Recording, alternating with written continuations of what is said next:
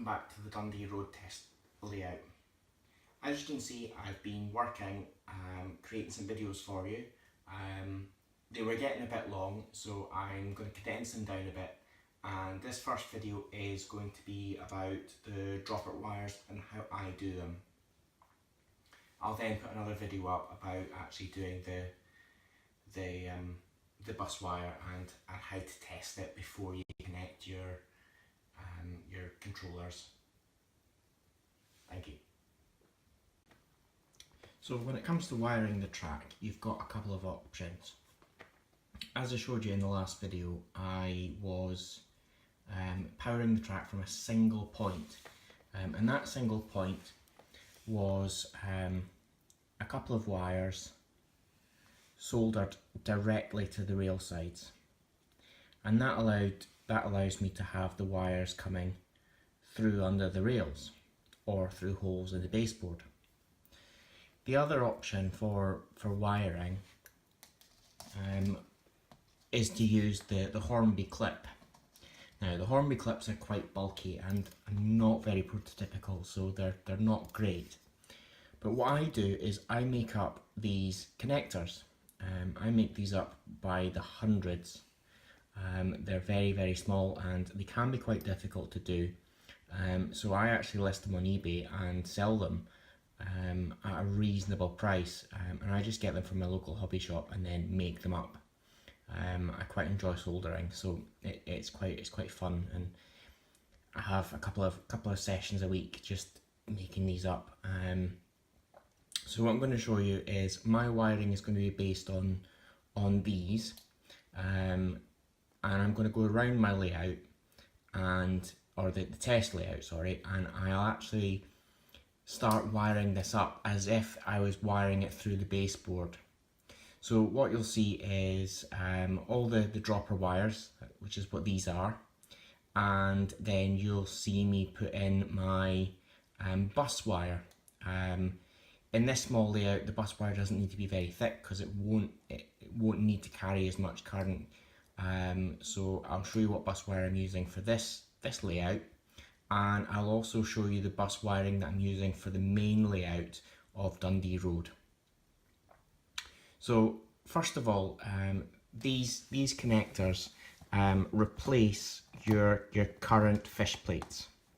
So as you can see, I'll just take this section up. So in standard Hornby track or Pico track, normally you have fish plates on either end and they're opposites, so that you can just put them together. In this case, what we need to do is we need to remove the existing fish plates. And to do that, I do it very gently so that I can reuse the fish plates. But you have to remember that not all fish plates are made equal. Some will take solder and some won't. And I found that the Hornby ones that are on the track sometimes take solder, but sometimes they won't. The ones that you buy separately definitely do not take solder. It just beads off. It must be an aluminium or something like that you will not take solder. So I use the Pico fish plates. I get them in bags, and then I make up these. So I'm just going to show you how I remove some of the track fish plates. You will get some that just do pop off like that one did. I may have removed that one already before. They're normally sort of pinched on mechanically, so you can see on this track there is a little point where it's been pinched, and on the fish plate itself you can see where it's been pinched. The Pico fish plates are much snugger than the original, so they tend to go on and have a more friction fit. So I'll just get my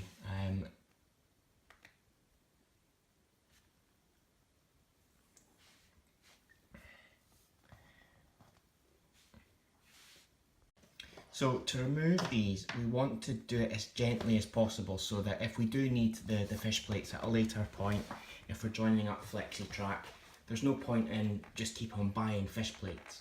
So I'm quite gentle when I remove them, and I use needle nose pliers.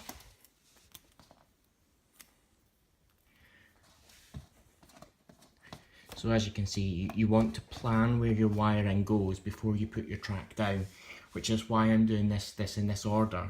So we may have got a design on Scram, but we also want to think about our wiring. So I knew on this loop that I wanted to have several points where the wiring comes. So as you can see, we've got our fish plate there, and I've got my needle nose pliers, and I'm very, very gentle. I don't want to go over the curl, so I want to go in between. And then that means that fish plate, once it comes off, see, I've only got a very, very small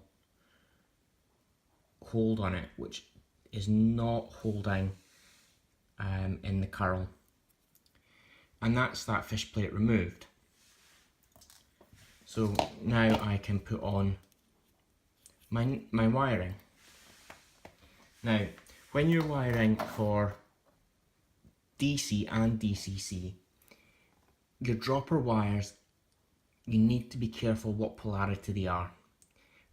If your outer rail is red, it's always red. If your inner rail is black, it's always black. You never mix and match, otherwise you will get short circuits. So on this track, my outer rail is black and my inner rail is red. So I just need to remember that when I'm putting my pieces back in, that every time I put a dropper wire on, the inner rail will always be red and my outer rail will always be black. Now, the way that I solder these connections is I solder them so that I can either have the wire going straight through a hole at the join, or I wire them so that the actual wire will come through the gap. So as you can see, when I start putting this one back on, and they're quite snug now, my wiring will not interfere regardless of what way that I put the track. So what I'm going to do now is I'm going to put all my dropper wires around the whole of the test layout.